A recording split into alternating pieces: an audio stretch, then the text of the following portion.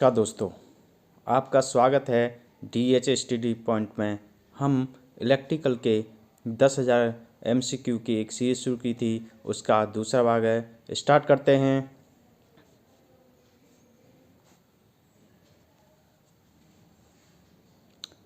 Question है, transformer में प्राथमिक एवं द्वितीयक कुंडली में क्या स्थिर रहता है? ऑप्शन दिए हैं, वोल्टेज, दूसरा ऑप्शन करंट, तीसरा आवर्ती, चौथा आवर्ती एवं वोल्टेज। तो क्या स्थिर रहता है? आवर्ती।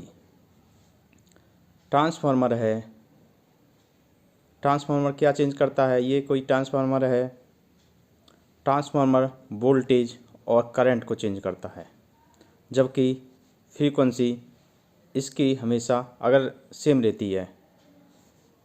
अगर यहाँ पे 50 हर्ट्ज़ फ्रीक्वेंसी है तो इधर भी 50 हर्ट्ज़ फ्रीक्वेंसी होगी। अगला क्वेश्चन है, किसी चालक में विद्युत धारा का प्रवाह किसके कारण होता है? ऑप्शन दिए हैं, न्यूट्रॉन, दूसरा ऑप्शन प्रोटॉन, तीसरा इलेक्ट्रॉन्स, चौथा उपयुक्त तीनों। तो विद्युत धारा का प्रभाव किसके कारण होता है? इलेक्ट्रॉन्स के कारण। अगला क्वेश्चन है, विद्युत वायरिंग में कंडक्टर होना चाहिए। जो हमारा विद्युत वायरिंग है उसमें जो चालक होता है, कंडक्टर किसका बना होना चाहिए? ऑप्शन है टीन, ऑप्शन दूसरा कॉपर, तीसरा इस्पात का, चौथा है लोहे का। तो किसका होना चाहिए? कॉपर का, क्योंकि कॉपर का रेजिस्टेंस बहुत कम होता है, इसलिए करंट अच्छा फ्लो करता है। अगला क्वेश्चन है, ट्रांसफार्मर की कोर में बफर धारा हानियाँ निम्नलिखित द्वारा घटाई जा सकती हैं। ऑप्शन दिए हैं, पटलनों की मोटाई बढ़ाकर, दूसरा चुंबकीय परिपथ में वायु गैप कम करके, तीसरा वाइंडिंग के लिए अधिक मोटा तार उपयोग करके, चौथा है पटलन की मोटाई घटाकर।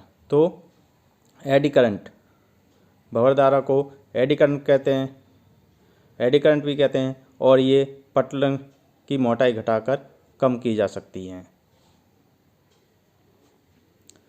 ट्रांसफार्मर की कोर के निर्माण में प्रयुक्त सामग्री क्या है? ऑप्शन दिए हैं, कॉपर, ऑप्शन दूसरा स्टील, तीसरा सिलिकॉन, चौथा सिलिकॉन स्टील। तो ट्रांसफार्मर की कोर के निर्माण में प्रयुक्त सामग्री सिलिकॉन स्टील है, चौथा ऑप्शन सही है। अगला क्वेश्चन है, डीसी मशीन की बॉडी का क्या कार्य होता है? तो डीसी मशीन की बॉडी का ऑप्शन दिए हैं, यांत्रिक सुरक्षा प्रदान करना, दूसरा है चुंबकीय वक्र रेखाओं को पथ प्रदान करना, तीसरा है इनमें से कोई नहीं या उपयुक्त दोनों। देखिए, बॉडी का काम दो होते हैं, एक तो वो यांत्रिक सुरक्षा प्रदान करती है, जो नीचे वाले पार्ट होते हैं, दूसरा चुंबकीय वक्र रेखाओं को पथ भी प्रदान करती है। तो बॉडी के डीसी मशीन की बॉडी के दोनों कार्य हैं, एक और दो, तो उपयुक्त दोनों।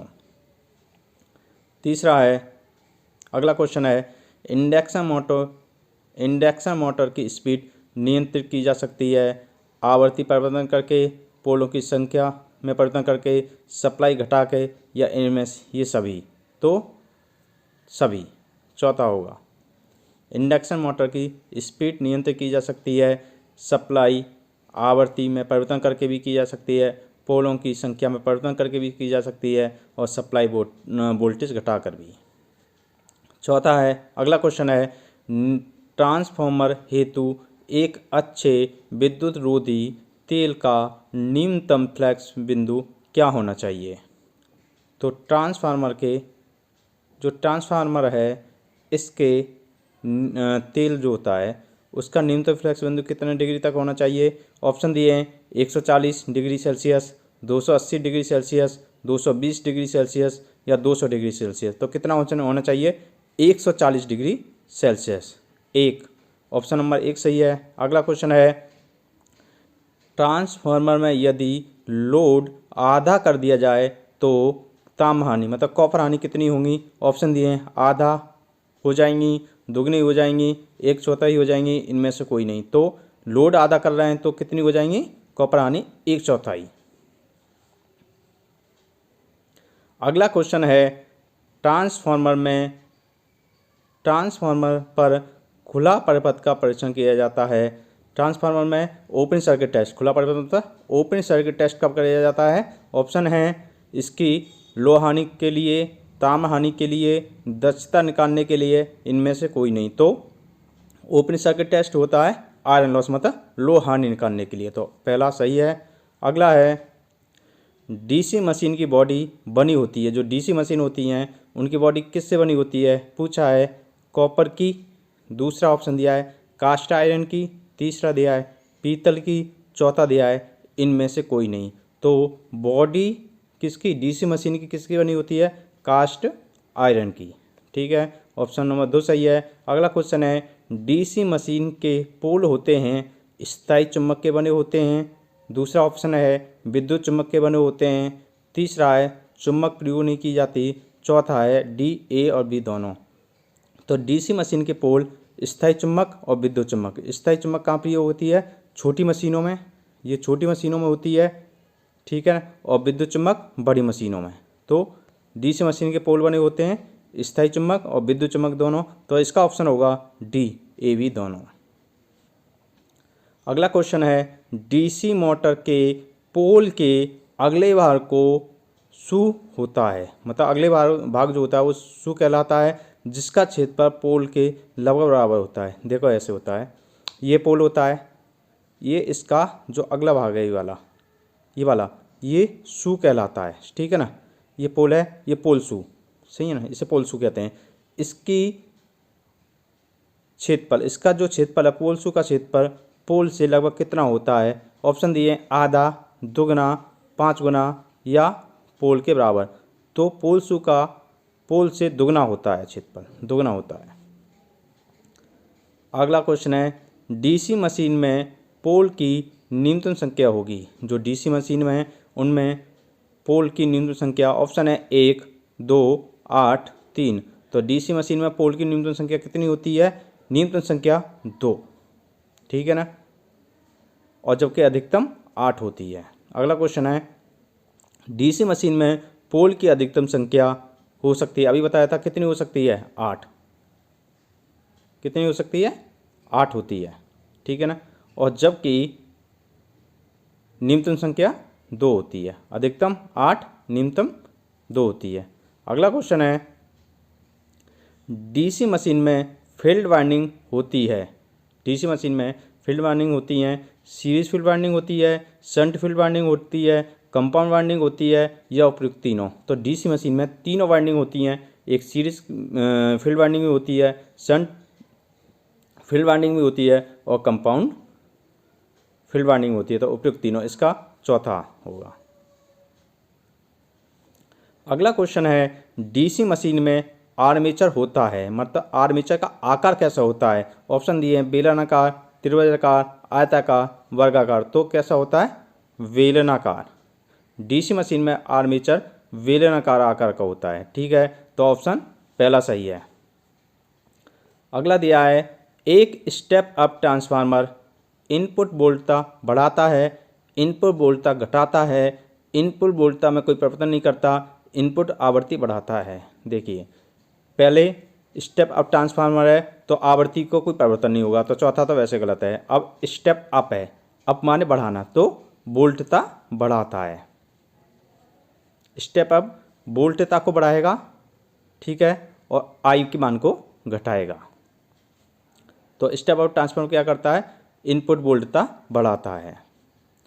अगला है मशीन में आर्मेचर बना होता है, किसका बना होता है आर्मेचर? सिलिकॉन स्टील की पत्तियों से, ऑप्शन दूसरा कॉपर से, तीसरा एल्युमिनियम से, चौथा इनमें से कोई नहीं। तो मशीन में आर्मेचर बना होता है सिलिकॉन स्टील की पत्तियों से, ऑप्शन फर्स्ट सही है। अगला क्वेश्चन है आर्मेचर की सिलिकॉन स्टील की पत्तियों को लेमिनेट क्यों किया जाता है? सही है ना, तो आर्मेचर की सिलिकॉन स्टील की पत्तियों को लेमिनेट किया जाता है क्योंकि एडी करंट घटाने के लिए, सही है ना, तो ऑप्शन फर्स्ट होगा। क्यों किया जाता है? एडी करंट घटाने के लिए। अगला है ट्रांसफार्मर में टर्न की संख्या अधिक होती है, द्वितीय वाइंडिंग में, प्रथम वाइंडिंग में, हाई वोल्टेज वाइंडिंग में, कम वोल्टेज वाइंडिंग में। देखो, जिधर टर्न की संख्या मतलब चक्र की संख्या अधिक होगी, मतलब ट्रांसफार्मर में जिधर चक्र की संख्या अधिक होगी वो क्या होगी, हाई वोल्टेज वाइंडिंग। ठीक है ना, तो हाई वोल्टेज वाइंडिंग में तीसरा सही है। अगला क्वेश्चन है, आर्मेचर में लेप वाइंडिंग में समांतर पथों की संख्या, लेप वाइंडिंग ये दिया है, लेप वाइंडिंग में समांतर पथों की संख्या कितनी होती है? ऑप्शन दिया है, पोल की संख्या के बराबर 8, 2 या 10। तो आर्मेचर में लेप वाइंडिंग में समांतर पथों की संख्या कितनी होती है? पोल की संख्या के बराबर। ठीक है ना, तो ऑप्शन फर्स्ट सही है। अगला क्वेश्चन है, आर्मेचर वेव वाइंडिंग में समांतर पथ की संख्या होती है। तो आर्मेचर वेव वाइंडिंग में समांतर पथ की संख्या कितनी होती है? 2 या पोलों की संख्या के बराबर, या 3 या 8। तो कितनी होती है? 2। ऑप्शन पहला सही है, मतलब आर्मेचर वेव वाइंडिंग में समांतर पथों की संख्या 2 होती है। अगला है, आर्मेचर का मुख्य कार्य है चुंबकीय क्षेत्र को काटकर विद्युत वाहक बल उत्पन्न करना, मोटर स्टार्ट करना। तीसरा है चुंबकीय क्षेत्र उत्पन्न करना। चौथा है इनमें से कोई नहीं।